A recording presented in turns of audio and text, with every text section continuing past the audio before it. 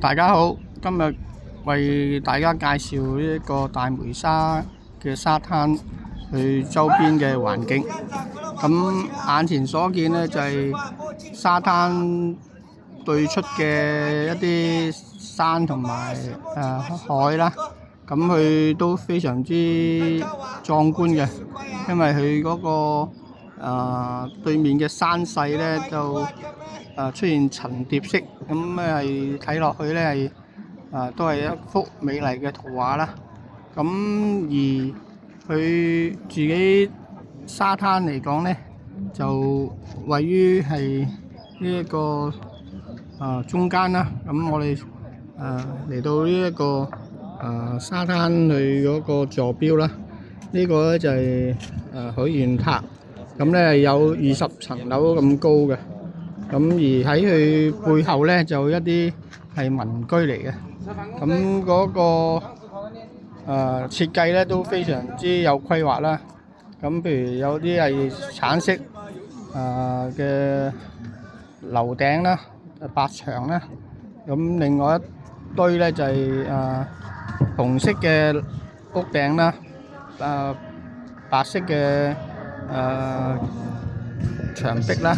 咁咧睇落去咧係非常之整齊啊，同埋好有規劃嘅。咁呢度係沙灘前後嗰個狀況啦。咁而喺沙灘旁邊咧就都有一個類似遊艇會啊嗰啲啦，咁擺放咗好多遊艇喺度，亦都有好多其他嘅現代建築物啦。因為大梅沙佢發展咗大概20幾年，咁所以佢啲建築物咧都係好新下嘅，咁就冇太多嘅舊樓啦。咁眼前所見嘅咧都係一啲唔係話好高嘅屋宇啦。如果係稍為高嘅，多數都係一啲商用啊或者係酒店嚟嘅。咁睇到咧係呢一個咧就係近沙灘嘅酒店啦。咁所以睇到咧呢個大梅沙咧，基本上都係主要做旅遊業啊為主啦。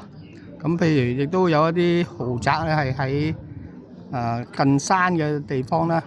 咁睇到咧個環境咧係非常之漂亮嘅。咁呢個係大梅沙吸引人嘅地方啦。